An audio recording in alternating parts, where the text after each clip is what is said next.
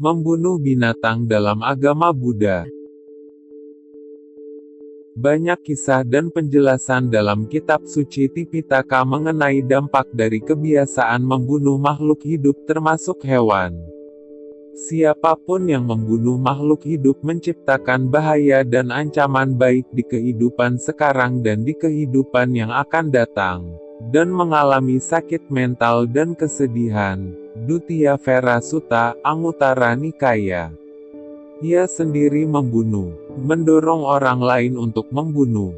Ia menyetujui tindakan membunuh, dan ia memuji tindakan membunuh. Seseorang yang memiliki keempat kualitas ini akan turun di neraka. Panatipati Sutta, Anguttara Nikaya.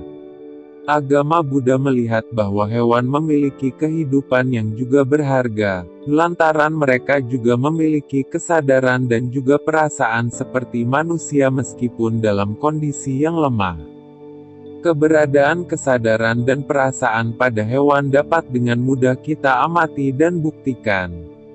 Berbagai film dokumenter satwa memperlihatkan kepada kita bagaimana hewan dapat memberikan perhatiannya kepada sesamanya, menolong hewan dari jenis lain hingga mengeluarkan air mata saat kehidupan mereka terancam. Para ilmuwan pun menemukan bahwa hewan memiliki emosi saat berhadapan dengan situasi tertentu. Karena sama dengan diri sendiri yang tidak mau disakiti maupun dibunuh. Demikian pula halnya dengan makhluk yang lain itu. Hal ini telah pernah disampaikan Sang Buddha dalam salah satu sabdanya. Beliau menyampaikan bahwa setelah seseorang berkeliling, maka ia akan mengetahui bahwa semua makhluk mencintai kehidupannya sendiri. Dengan demikian, tidak ada hak makhluk lain untuk menghilangkan kehidupan atau membunuh makhluk lainnya. Semua makhluk gemetar ketakutan menghadapi kematian. Demikian pula dengan diri kita semua. Kita akan selalu menghindar dan gemetar terhadap bencana serta ancaman.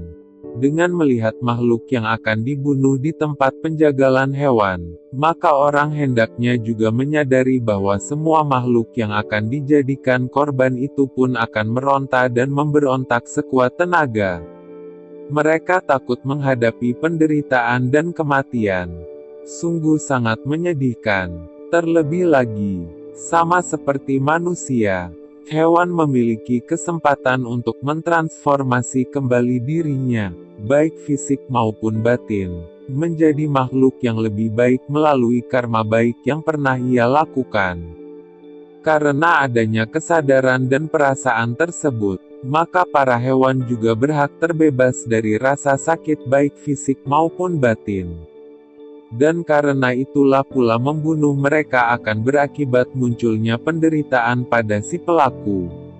Sayangnya, mayoritas dari kita sebagai manusia tidak melihat persamaan yang ada antara manusia dengan hewan, tetapi lebih melihat perbedaan fisik yang ada. Sehingga dengan demikian kita sering menganggap hewan sebagai pelengkap kehidupan manusia, hanya sebagai makanan yang pantas disembelih dengan cara apapun. Bahkan lucunya, ada yang melakukan pembenaran membunuh hewan melalui praktik cara membunuh yang benar agar tidak sakit saat dibunuh. Padahal apa yang disebut membunuh bukan karena tindakannya menimbulkan sakit atau tidak sakit, tetapi karena tindakan tersebut menghilangkan kehidupan. Ritual membunuh hewan akan ada selama manusia tidak bisa peka melihat dan memahami hakikat kehidupan dengan benar. Dan selama pandangan keliru dalam diri seseorang menganggap bahwa ritual membunuh hewan sebagai ritual yang indah dan bermanfaat, maka ia tidak akan bebas dari penderitaan. Untuk itu umat Buddhis selalu diajarkan, dianjurkan dan didorong untuk mengurangi dan akhirnya meninggalkan tindakan membunuh hewan atas nama persembahan dana makanan baik kepada anggota sangha maupun kepada leluhur. Berikut kisah Cunda Sukarika, akibat dari membunuh hewan. Pada suatu dusun, tidak jauh dari vihara Veluvana, hidup seorang penjagal babi yang sangat kejam dan keras hati, bernama Kunda. Ia adalah penjagal babi yang sudah berusia lebih dari 50 tahun. Selama hidupnya, dia belum pernah melakukan suatu perbuatan yang bermanfaat. Sebelum dia meninggal, dia sakit parah dan mengalami penderitaan yang berat. Dia mendengkur, berteriak-teriak, dan terus menggerakkan tangan dan lututnya untuk merangkak seperti babi selama 7 hari. Sebelum meninggal dunia, dia mengalami penderitaan seperti kalau dia berada di neraka. Pada hari ke-7, penjagal babi itu meninggal dunia, dan dilahirkan kembali di neraka Avici. Beberapa beku yang dalam beberapa hari berturut-turut mendengar teriakan-teriakan dan kegaduhan dari rumah Kunda, berpikir, pastilah Kunda sedang sibuk membunuhi lebih banyak babi. Mereka berpendapat bahwa Kunda adalah seorang yang sangat kejam dan keji, yang tidak mempunyai cinta kasih dan belas kasihan sedikit pun. Mendengar pergunjingan para beku tadi, Sang Buddha berkata, "Para beku, Kunda tidak sedang membunuhi lebih banyak babi. Perbuatan jahatnya yang lampau telah berbuah. Karena rasa sakit yang sangat, akibat penyakit yang dideritanya, dia melakukan hal-hal yang tidak normal. Sekarang ia telah meninggal dan terlahir di alam neraka. Oleh karena itu, seseorang yang melakukan perbuatan jahat akan selalu menderita akibat dari perbuatan jahat yang dilakukannya.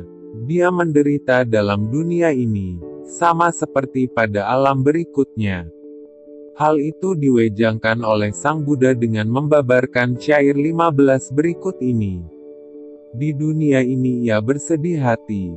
Di dunia sana ia bersedih hati. Pelaku kejahatan akan bersedih hati. Di kedua dunia itu, ia bersedih hati dan meratap, karena melihat perbuatannya sendiri, yang tidak bersih. Sekian.